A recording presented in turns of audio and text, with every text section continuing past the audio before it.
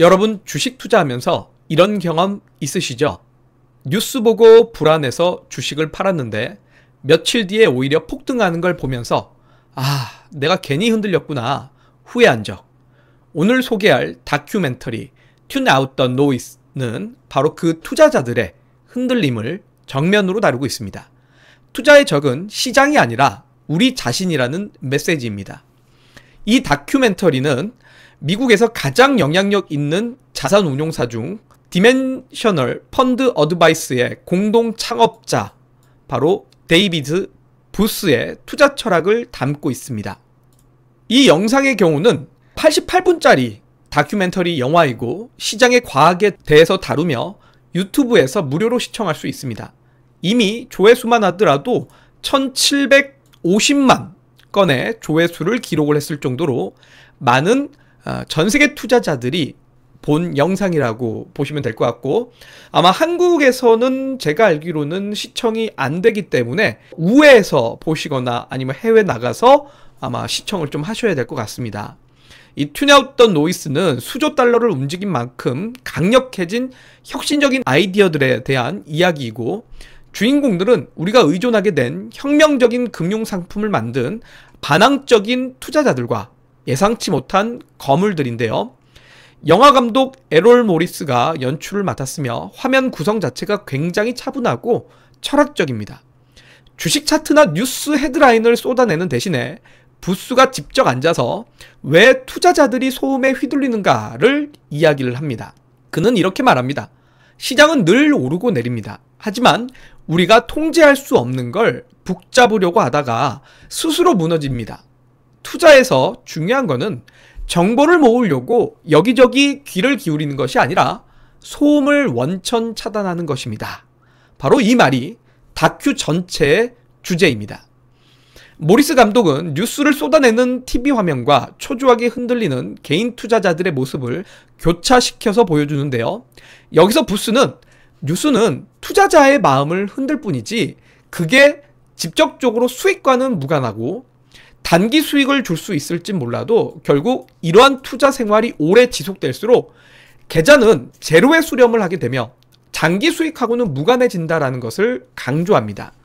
결국 이 부스라는 사람이 50년간의 시장 데이터를 보여주면서 단기적으로는 폭락과 급등이 반복되지만 장기적으로 소음을 차단하고 내 중심을 잡아서 투자를 해왔기 때문에 꾸준하게 성장해왔다는 걸 보여주며 결국 투자자들이 단기 변동성을 버티는 인내와 규율이 필요하다라는 이야기를 하는데요. 그렇기 때문에 이런 다큐멘터리의 내용들을 쭉 보다 보면 부스는 투자의 성공에서 가장 큰 장애물이 이런 외부 환경, 금리, 유가, 환율, 정치, 정책, 글로벌 소위 노이즈들이 아니라 결국은 내 감정에서 투자의 실패가 나타난다고 합니다. 탐욕과 공포, 이 두 감정을 제어하지 못하면 투자에서 결코 승리할 수 없다라는 메시지를 주고 있습니다. 그렇기 때문에 결국 이런 것들을 참고해서 여러분들도 투자를 한번 잘 고민을 해봐야 될 것 같은데, 그래서 이 데이비드 부스는 자신이 시카고에서 배운 지식을 전파하는 것을 최우선으로 과제로 삼았고, 사람들이 주식시장에 대해서 더 깊이 이해한다면 더 행복해질 것이다라고 생각한다고 합니다. 사람들이 시장을 이겨내려고 하는데 시장을 이겨내려고 하는 노력을 들일수록 더 패배할 수밖에 없어서 시장이 자신을 위해 일하도록 내버려 두는 게 좋다라는 이야기를 하고, 변동성이 심한 시기에도 침착함을 유지하면서 혼돈 속의 질서에서 위안을 찾는 게 중요하다라는 이야기를 합니다. 결국 이러한 부분들은 볼륨을 낮춰서 소음을 걸러내는 훈련에서부터 시작된다고 하는데요. 저는 이러한 장면들이 한국 투자자들에게 굉장히 와닿는다고 생각합니다. 왜냐하면 우리 시장은 소위 테마주나 정치 이슈에 특히 민감합니다. 2024년과 2025년을 보면 더더욱더 저는 그렇다라고 생각이 되는데요. 예를 들자면 공매도가 대표적인 이슈인 것 같습니다. 공매도를 금지하면 시장이 올라갈 것이다. 공매도를 제기하면 시장이 폭락할 것이다. 일반적으로 대중들이 생각하는 1차원적인 생각인데, 이럴 때마다 항상 시장은 흔들거리죠. 최근에도 그래서 이러한 뉴스들이 나오고 있습니다. 공매도 대기 자금이 100조 원에 육박하고 있다. 주가 하락 베팅이 늘고 있다라는 이야기가 나옴으로써 시장이 하락할 때마다 그래 공매도 때문이야 라고 하며 야 공매도가 이렇게 쌓였는데 이제 시장 폭락하지 않을까? 시장의 흐름을 완전히 역행해서 하락 베팅을 하는 투자자들도 급격하게 늘어들게 됩니다. 이뿐만 아니라 특정 테마가 뉴스를 통해서 유튜브를 통해서 들려도 개인 투자자들이 단기적으로 몰려든다라는 겁니다. 이게 바로 다큐에서 말하는 노이즈라고 볼 수 있는데요. 또 단적인 예시를 하나 들어보겠습니다. 불과 6개월 전만 하더라도 삼성전자에 이러한 뉴스들이 정말 많이 나왔습니다. 삼성전자 D램 1위 수성하지 못하고 위기이다. SK하이닉스에 이미 뒤처졌고 미국의 마이크론 테크놀로지에도 뒤처지고 있다. HBM에 대한 기술력이 이미 뒤처졌기 때문에 시장에서 지위를 잃었고 외국인들에 대한 관심도도 떨어지고 있으며 개인 투자자들조차도 이제는 관심이 없다. 이런 뉴스들이 온갖 뉴스 언론 매체를 통해서 나왔고 소위 제가 식당에 가서 밥을 먹었을 때 주변에서 이야기하는 것만 들어도 야 삼성전자 이제 끝났어. 옛날의 삼성전자가 아니야. 이미 뭐 회장이 이재용 회장으로 체제가 바뀌면서 과거의 카리스마는 볼 수가 없어. 삼성이 옛날의 삼성이 아니다. 이제는 주가 상승 기대할 수 없다. 이런 이야기를 했고 실제로 뉴스를 통해서도 점유율들이 계속 하락하고 있다라는 이런 노이즈가 발생을 했지만 결국 그 당시 가장 노이즈가 많았었을 때 당시의 주가가 가장 저점이라는 것을 알 수가 있습니다. 그 이후에 결국 주가는 상승을 하면서 5만 전자에서 7만 전자까지도 올라오는 모습을 보였는데요.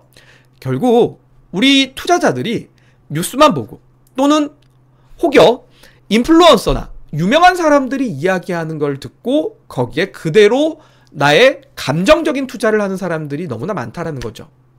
반면 장기적으로는 기업의 펀더멘탈과 글로벌 경제의 큰 흐름이 결국 수익을 결정한다라는 걸 이 다큐멘터리를 통해서 알 수가 있고 또한 삼성전자를 방금 예시로 들은 것처럼 많은 기업들의 투자도 이런 식으로 지금 어떻게 보면 기업의 펀더멘탈에 의해서 주가가 움직이지 노이즈에 의해서 오히려 개인 투자자들이 저가에서 손절매를 하거나 저가에서 매도를 하고 올라가면 후회를 하게 되는 경험들을 많이 겪게 된다는 겁니다. 결국 저는 이 다큐멘터리의 주인공인 데이비드 부스를 통해서 배우는 건 뉴스보다 내 태도가 더 중요하다라는 사실입니다. 그래서 다큐를 보고 제가 정리한 현실적 적용법은 3가지입니다. 뉴스를 보지 말라는 것이 아닙니다, 여러분들. 뉴스를 보더라도 이 뉴스가 향후 6개월 뒤에 내 자산에 어떤 의미가 있는가. 사실 다큐멘터리를 보면 많은 투자 대가들이 포트폴리오를 보유하는 데 있어서 불과 3개월, 5개월, 6개월을 보유하고 투자하는 분들은 없습니다. 대부분들 많은 투자 대가들은 최소한 평균적으로 5년 정도를 보유하죠. 대표적으로 이제 워렌 버핏이라는 투자자가 그렇게 합니다.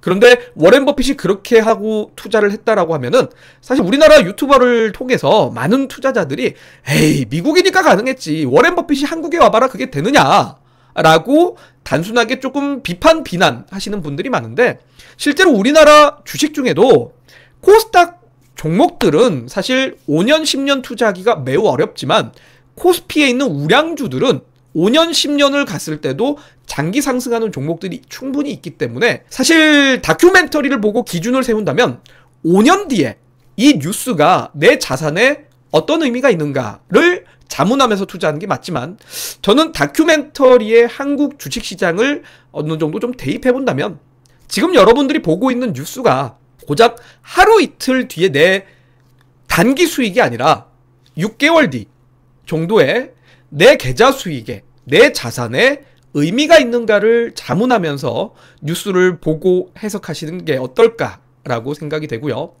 감정관리와 특히 공포와 탐욕을 제어하는 습관을 만드는 것이 바로 현실적인 적용법이라고 생각을 합니다.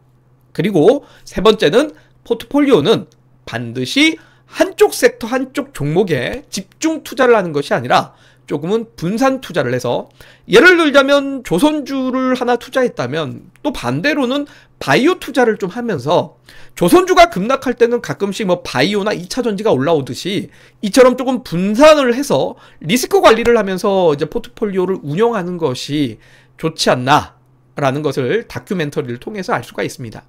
결국 이 세 가지 적용법이 소음을 차단하고 신호에 집중하는 길이라는 겁니다. 그래서 여러분들도 한번 주변에 보시면은 의외로 여의도에 가깝게 사는 분들이 아니라 여의도에서 최대한 멀리 떨어져서 살고자 하는 전업 투자자들이 우리나라에도 종종 있습니다.